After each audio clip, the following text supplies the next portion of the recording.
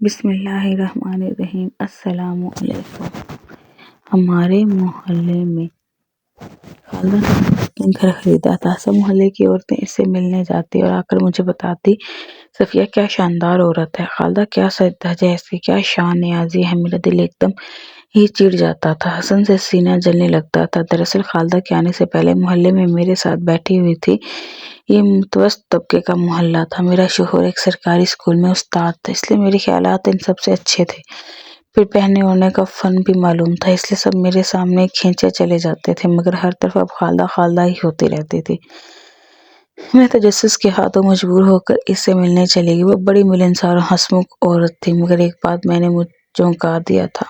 وہ بولی، میں تنہا ہی رہتی ہوں۔ میں نے اس کے شوہر کے متعلق پوچھا تو وہ بولی، 10 سال قبل ہی میری طلاق ہو گئی تھی۔ میں نے پوچھا تو آپ کا خرچہ کیسے چلتا ہے؟ وہ بولی، میں خود کرتی ہوں کام۔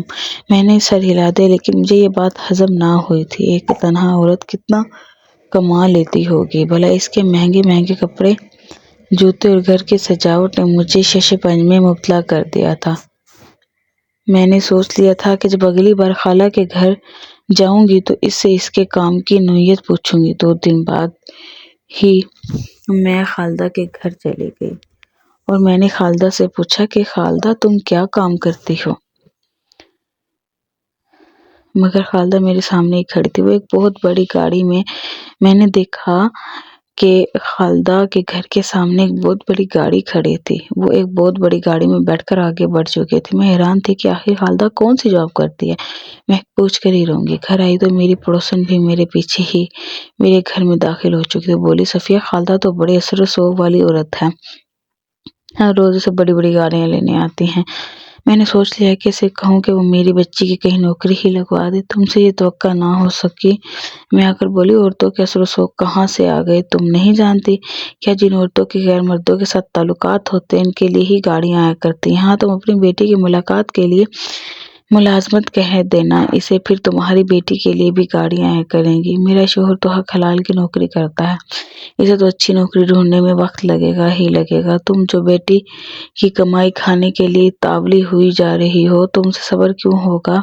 میری پڑوسن میری باتیں سن کر ہکا بکا رہ گئی تھی۔ پھر وہ بڑھاتی ہوئی کوئی میرے گھر سے نکل گئی تھی۔ مجھے نہ جانے خالدہ کی تعریف سن کر کیا ہو جاتا تھا۔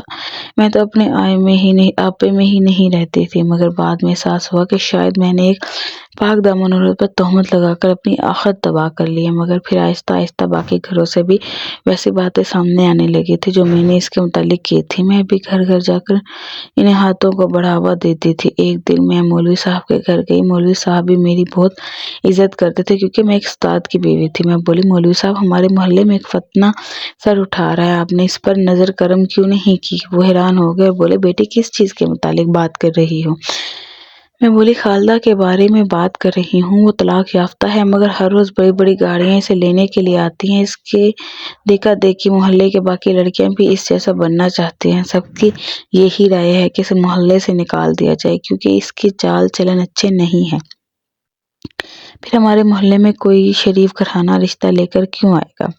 ہماری بڑی بیٹیاں گھروں میں بیٹھی بیٹھی بوڑھی ہو جائیں گی۔ مولوی صاحب پریشان ہو گئے اور بولے، بیٹی، ہم بڑے بزرگ مل کر کچھ کرتے ہیں۔ اور پھر 3 دن بعد یہ سب لوگ خالدہ کے گھر کے باہر کھڑے تھے۔ مولوی صاحب بولے، خالدہ بیٹی، ہم نہیں جانتے کہ روز روز یہ گاڑیاں اور طرح طرح کے مرد تمہارے گھر کیوں آتے ہیں، مگر یہ سب باتیں ہمارے محلے میں قابل مذمت سمجھی جاتی ہیں، اس لیے ہم سب کے متعلق رائے ہے کہ تم یہ محلہ چھوڑ کر چلی جاؤ۔ خالدہ بڑے ادب سے بولی، مولوی صاحب، آپ کے محلے میں نیکی کے کام کو معیوب سمجھا جاتا ہے کیا؟ میں ایک NGO چلاتی ہوں۔ ہماری NGO بچوں، عورتوں اور بوڑھوں کو تحفظ دیتی ہے، انہیں زمانے کی سرد گرم سے بچاتی ہے۔ اب آپ ہی بتائیں، کیا یہ برا کام ہے؟ یہ سارے آدمی کام کے سلسلے میں ہی میرے گھر آتے تھے۔ مولوی صاحب نے مڑ کر مجھے دیکھا اور بولے، مجھے صفیہ بیٹی، تم نے ہمیں خالدہ کے سامنے شرمندہ کروا دیا ہے۔ بات آگے کرنے سے پہلے اس کی تصدیق تو کر لیتی۔ پھر محلے کی کئی عورتیں آگے بڑھی، بولی، ہم تو سمجھتے تھے کہ استاد کی بیوی سمجھدار ہوگی، مگر صرف یہ تم تو ہم محلے والی عورتوں سے بھی گئی گزری نکلی جو ادھر ادھر لگائی لپٹی کرتی رہی۔ میرا شرمندگی سے برا حال ہو چکا تھا۔